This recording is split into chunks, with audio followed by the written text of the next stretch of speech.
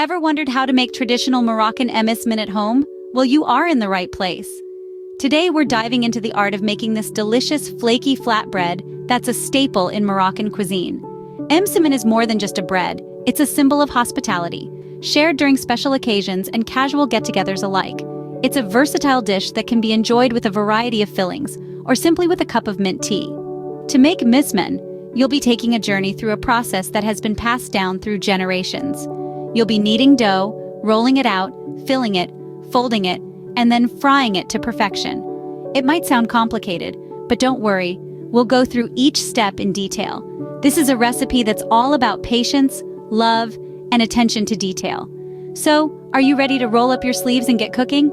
First things first, gather all your ingredients. A good msemmen starts with quality elements, so let's get to it. Our main ingredient is flour.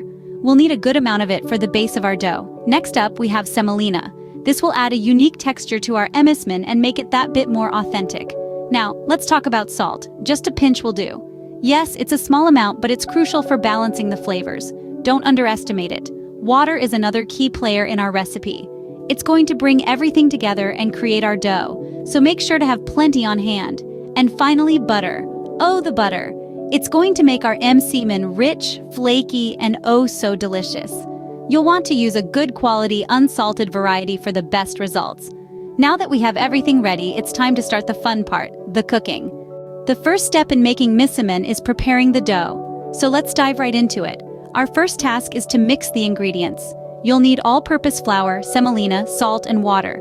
Start by combining the flour and semolina in a large bowl. The semolina adds a wonderful texture and slightly nutty flavor to the msemmen. Add a pinch of salt to balance the flavors.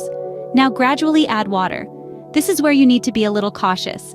Add the water slowly and stir continuously to avoid any lumps. The dough will initially be quite sticky, but don't worry, it's all part of the process. Once all the water is incorporated, it's time to knead. Kneading develops the gluten in the dough, which will give our msemmen its characteristic chewy texture. So, roll up your sleeves and get ready to work those muscles. The dough should be kneaded for a good 10 to 15 minutes. It might seem like a long time, but trust me, it's worth it. You're looking for a dough that is smooth and elastic. It should spring back when lightly pressed with a finger. If it doesn't, continue kneading for another few minutes. But be careful not to over-knead, as this can make the dough tough. Once you've reached the perfect consistency, cover the dough with a clean kitchen towel and let it rest. This resting period allows the gluten to relax, making the dough easier to shape later on. You should let the dough rest for at least 30 minutes, but if you have more time, an hour is even better. Remember, patience is key when it comes to preparing dough.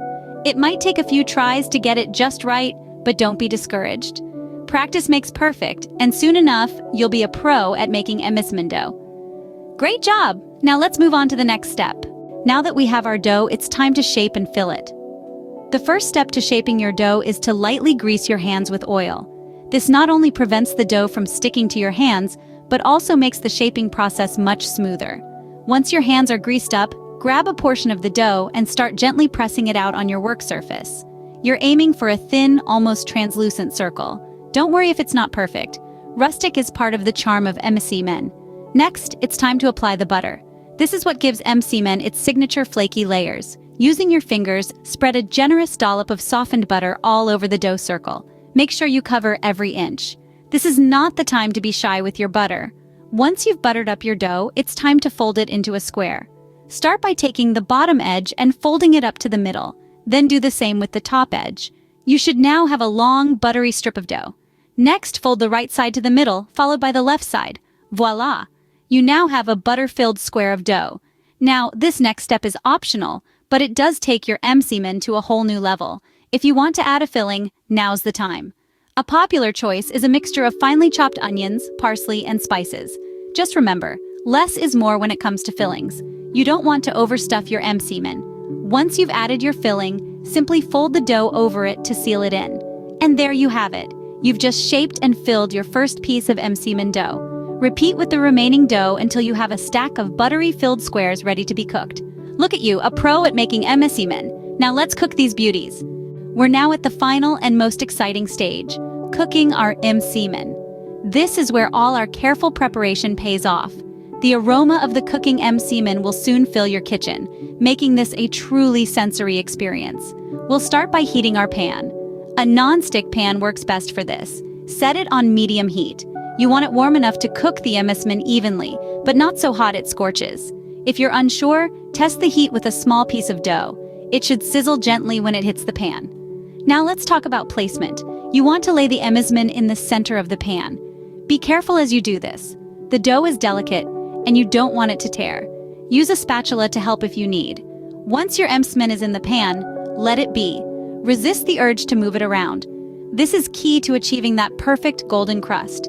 Patience is a virtue, especially when cooking msemmen. Each side needs about 3 to 4 minutes to cook. You're looking for a beautiful golden brown color. It's tempting to peek, but trust the process and the timing. When one side is done, it's time to flip. Use your spatula to gently lift the edge of the msemmen, then swiftly but carefully turn it over. The second side will cook faster, so keep a keen eye on it. After both sides are cooked to perfection, remove your msemmen from the pan. It's best served warm, so don't wait too long before you dig in. But do be careful, it's hot. And there you have it. You've just cooked your very own traditional Moroccan msemmen. The golden crust, the soft layers, the delicious filling, it's a feast for the eyes and the palate. So go ahead, take a bite. You've earned it. Look at what you've accomplished. You've just made your own traditional Moroccan msemmen. Isn't it amazing how a few simple ingredients can transform into such a flavorful and versatile dish? Let's take a moment to recap the process and highlight the importance of each step. We started with the foundation of the msemmen, the dough. Remember, patience is key in getting it just right. You've spent time kneading it until it became smooth, elastic, and easy to work with. This step is crucial in achieving that perfect flaky texture we all love in msemmen. Next, we moved on to shaping and filling the dough. Here, creativity plays a big role. Whether you chose to stick to traditional fillings or ventured out with your own unique combinations, you've added your personal touch to the dish. The even distribution of the filling and the careful folding of the dough ensure every bite is packed with flavor. Then came the cooking, the moment when all the elements came together. Each side was cooked to golden perfection, resulting in a crispy exterior and a soft, flavorful interior. It's this contrast that makes msemmen such a delight to eat. Now let's talk about serving and storing your msemmen. These Moroccan pancakes are best enjoyed fresh and warm, complemented with honey, cream cheese, or your favorite jam. However, if you have leftovers, don't worry. You can store them in an airtight container at room temperature for up to 3 days, or freeze them for longer storage. Just reheat them in a hot pan when you're ready to enjoy them again. So there you have it.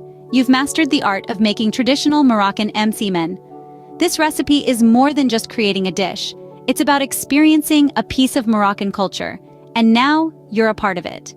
Now it's your turn to share this delicious recipe with your friends and family. Happy cooking, and don't forget to share your msemmen creations with us.